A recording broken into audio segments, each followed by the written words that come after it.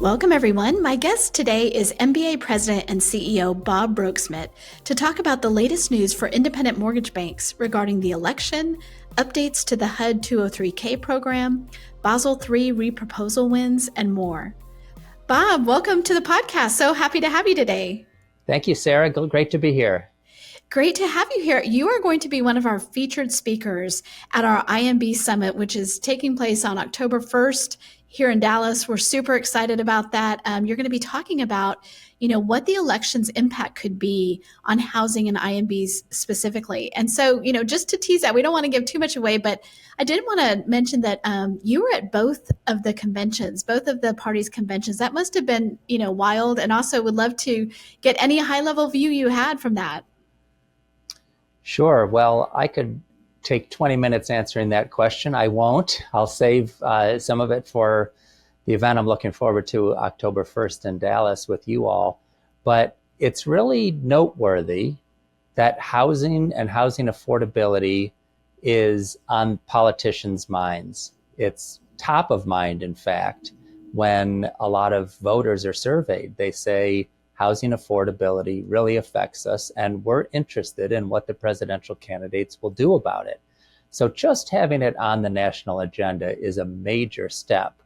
Now, you and I can agree and disagree on some of the proposals that have been put forward. We tend to think the ones that will stoke supply are the ones that will do the most good, and we're a little more skeptical about things like Vice President Harris's proposal for substantial down payment assistance. I think our industry does a poor job, and I'll lump MBA right in with everyone else, in making clear to consumers that you can get an FHA loan for 3.5% down. I've seen studies say that a preponderance of Americans still think you need 20% down to get a mortgage. So I don't think we have a demand problem. I know we have a supply problem, and some of the vice president's proposals about stimulating new building, I think, are really interesting. The devil's always in the detail, but again, delighted it's on the national agenda. And we had dozens of productive conversations with lawmakers, both in Milwaukee at the Republican convention and in Chicago at the Democratic convention, along these lines, and have all kinds of great initiatives and ideas that we can start pursuing once the political silly season is over and the winners are seated in the Congress. Like you, I'm so excited that housing has risen to the top to really get on the agenda. How many election cycles have we been through where housing, I'll listen to the whole debates, read through the whole platforms. There's basically nothing on housing. So that just tells me that the pain of Main Street has reached all the way to the White House. I think that's a good way to put it. I've talked with people in the White House who have said this is an issue because at the time, President Biden and now Vice President Harris, every stop they make out on the trail, they hear about it directly from voters. So that's precisely how it's come about. And that's the way it should work, right? If that's what people care about, that's what they should be addressing. So I'm really looking forward to your session, hearing more about that. I know there's so much there. I'm currently in New Hampshire at a realtor event, and they have 2,000 homes for sale in the whole state compared Holy to moly. Their normal 15,000. Wow. So, every region's different, but every Uber driver I have, everybody I talk to, they're like, they want to live here. That it's just it's very unaffordable. There's not enough housing. And I'm like, wow, I didn't even know, right? Here we are. Well, September in New Hampshire can be beautiful. I'd like to hear you take the same poll in January, but that's a different question. Yes, that's very true. I love that. Well, let's get into some other issues today. Would love to talk about, we've had some pretty big changes here just in the last, in the last couple of days, but let's first talk about HUD, FHA, the 203K changes to boost supply. Let's talk about what we saw there and what you think that means. Yes, I'm proud of this. Mark Jones, our chair, knows a lot about 203K, and his firm made a lot of 203K loans. So he was the perfect guy to have in the chair as we got this over the finish line with FHA. And what it means is the FHA 203K program is a home renovation program that can let a borrower finance the purchase of a property that perhaps needs some work and those improvements, so that you're taking housing stock that is not being used at its highest and best use and fixing it up and making it a nice place for someone to live. But the problem was that the maximum loan amount on FHA 203Ks was $35,000, which, doesn't do a whole lot of renovations. We, working hand in glove with Commissioner Gordon at FHA, got an increase to $75,000. So I know some of you in certain parts of the country will say, well, that's still not enough. And of course that's true, but it's more than doubling from $35,000 to $75,000. And other important changes, like giving more time for the repairs and the renovations to be completed, letting you finance the cost of the FHA 203K consultant that's required to make sure that the buyer is well represented as these renovations are made, and other ways that the program is made easier. And we're really enthusiastic about this being a way to get, I don't want to say dilapidated, but let's say tired housing back into good shape, and an affordable way through an FHA program to get owner occupants to do this work. So we're really excited about that. It's so huge, and it goes directly to what we were just talking about with supply, right? Like there are homes out there that could be affordable, but then when you look at, it's just very daunting to think about how much you would have to put into that. And then, if you're a home buyer who hasn't done this a lot, that reno part is, it might just be out of what you can do. You're like, okay, I can afford this home. I cannot afford now what am I going to do to get the money to renovate the home? So streamlining that process, making that easier is huge. Right. And speaking of borrowers who may not have been through a renovation before, it is important that they have this consultant that can help them through, but those consultants are hard to find. So they've upped, FHA has now upped the amount that you can pay those consultants. So it should attract more people into that part of the business, and you can finance that cost. So two important improvements along those lines as well. I can't wait to see what the uptake of that is. I hope that this is one of those things that we made this change and now we really see people take advantage of it, because you and I both know there's lots of great things out there. We talked about down payment assistance that sometimes people just aren't aware of. They can't really take advantage of. Another really exciting thing that just happened, Basel III reproposal. Tell us about that. Tell us why this is good or not. Tell us what you think. I'm very proud as well of the work we did on Basel III. It's something that is complex, and I think some lenders, and particularly maybe IMBs, say, well, that's something about bank capital, it doesn't affect me. Well, we shouted from the rooftops from the first day this was leaked. Thank goodness it was leaked a little before it was proposed, so that we could really get out there and oppose it and get with coalitions of like-minded organizations, including consumer and civil rights groups, by the way, and say that the rule as proposed would have profoundly negative effects on the mortgage business and on all the consumers we serve. And so what's happened is that Vice Chair Barr at the Fed last week came out and said, look, we're going to repropose Basel. And maybe that elicits a yawn from some of our viewers, but it's a big deal because they could have made the proposal final. It's gone through the comment period, and they could have just gone ahead with it. It's an unusual thing in Washington when the three prudential regulators, the Federal Reserve, the OCC, and the FDIC, get together and all say, we're going to have another swing at this. We're going to start from the beginning and repropose the whole rule. In addition to announcing a full reproposal, Vice Chairman Barr said that the so-called gold plating of the capital requirements, or 20 percentage point increase from what Basel mandates for loans held on bank balance sheets with higher LTV ratios, that would be removed.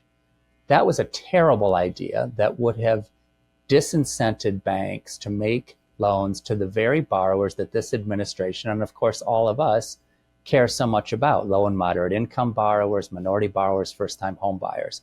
So we're very excited and gratified that that bad change has been removed. And we're also pleased that the level at which this will apply to banks has been raised from $100 billion in assets to $250 billion in assets.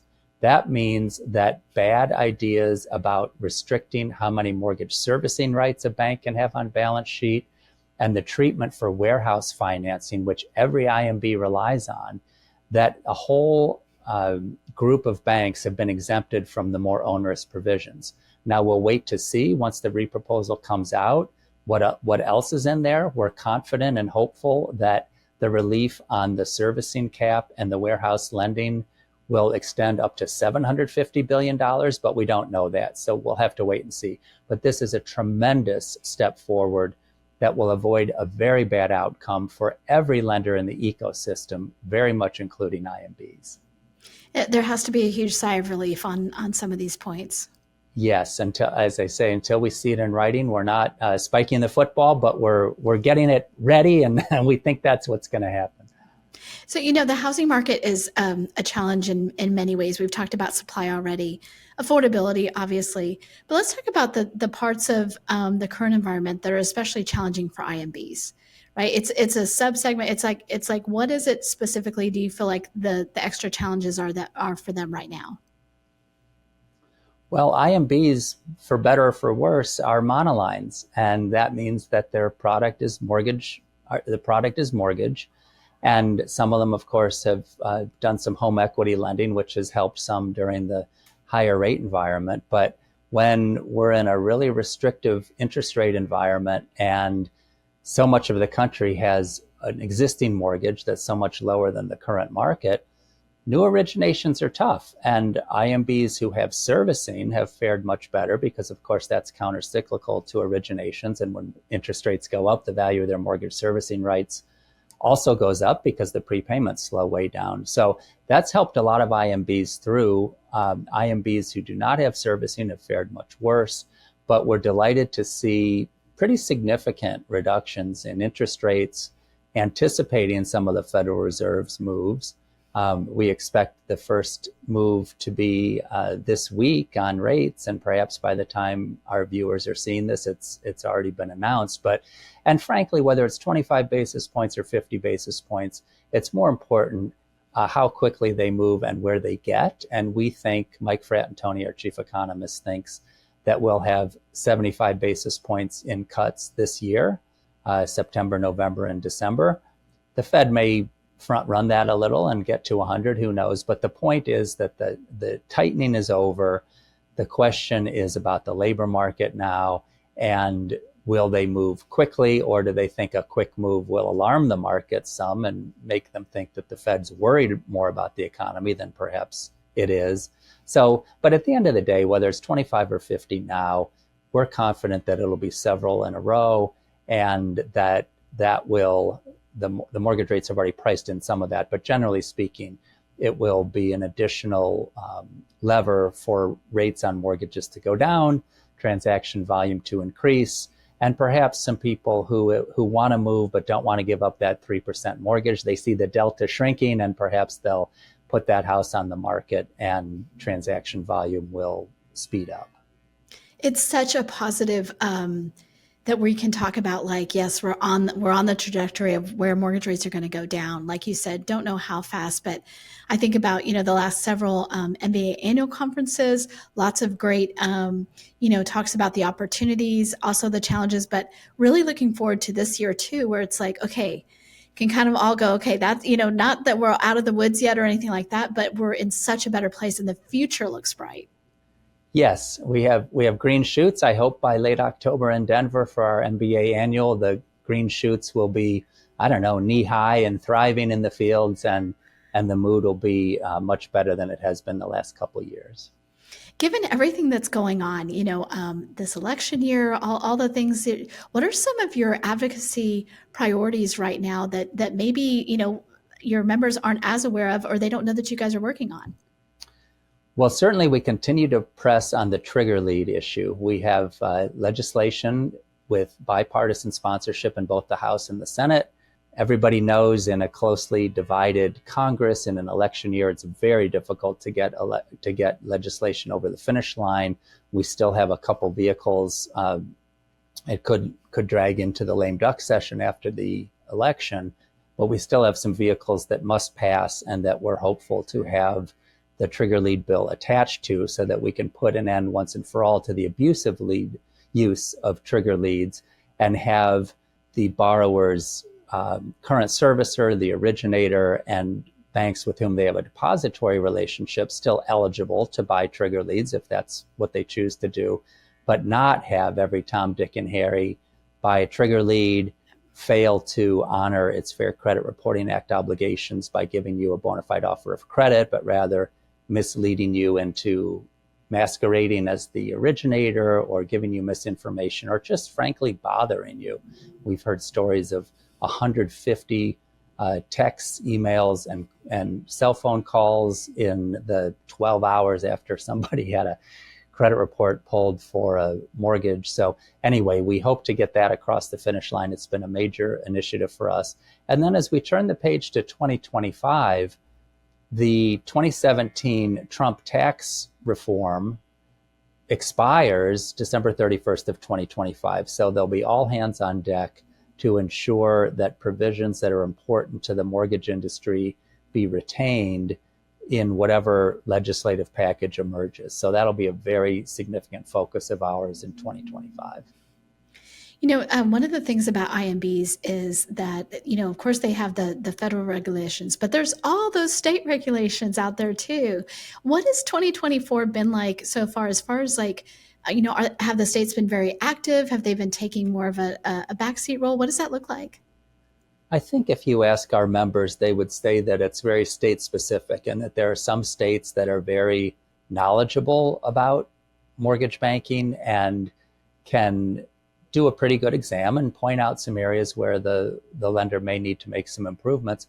But there are other states where, frankly, our lenders are coaching the examiners on mortgage lending, which is a little frustrating because these things are not cheap. They are not without their unease caused by how am I going to do on this exam?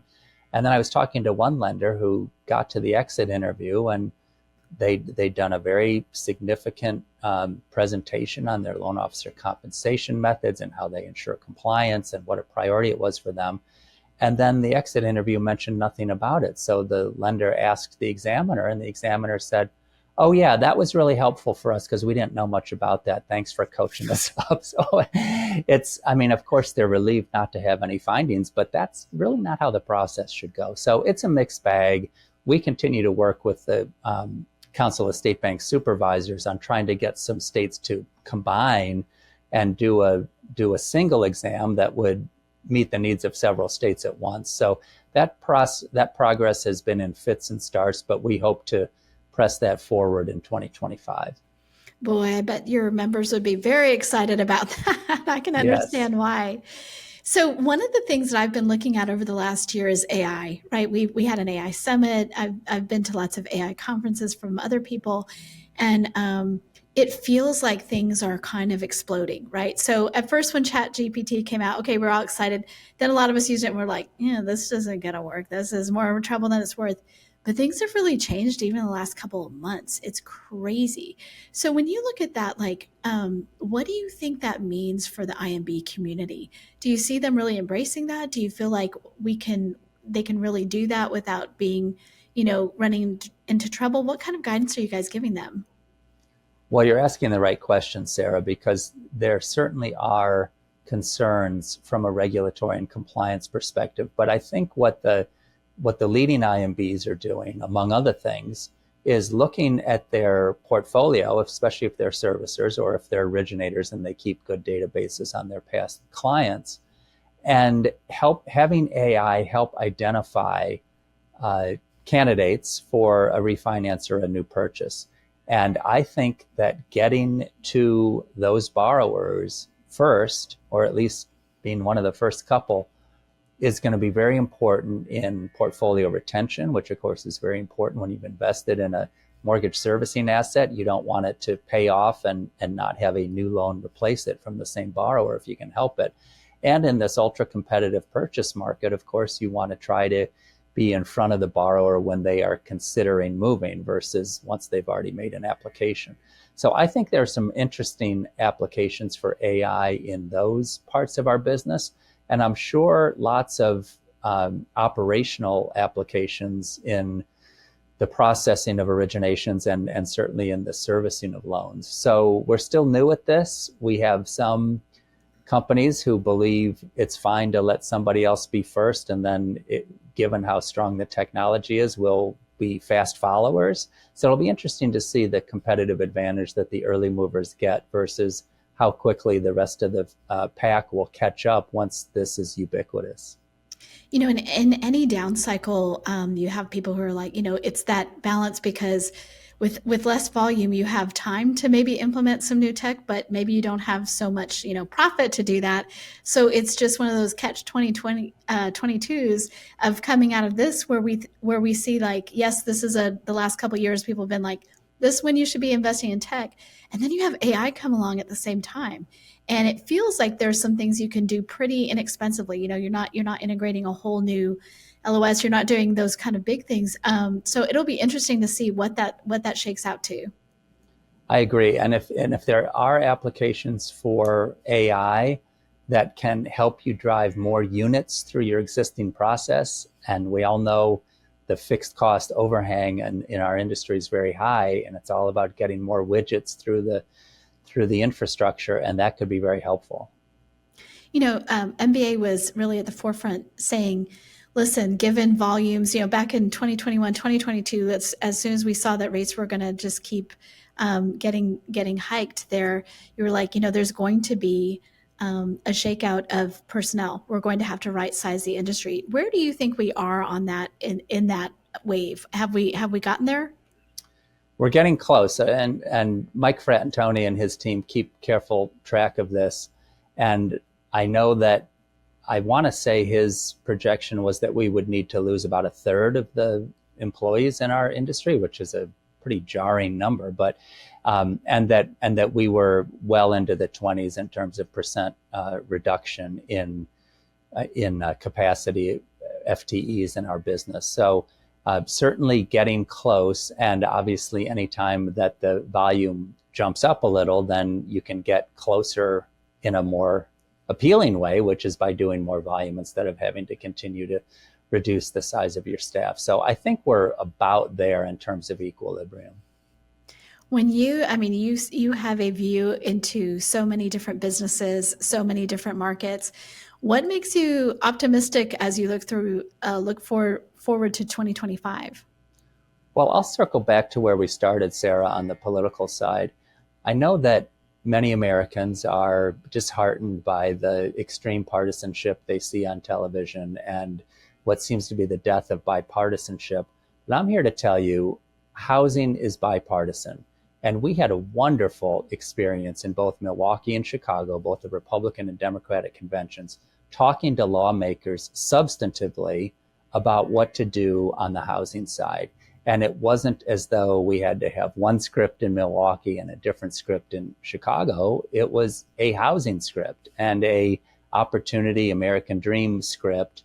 And I'm really optimistic that not only do citizens still want to become homeowners. Some of them are, take a little longer to do it. Maybe they get married a little later, they have kids a little later, they move to the burbs a little later, but it still happens. It's still very much a part of the dream, despite some chatter in the media. It really is. And lawmakers understand and appreciate that. And we are consulted nonstop by the administration and lawmakers on how to make things better for home ownership in this country. So that's what makes me optimistic and keeps us going strong into 2025.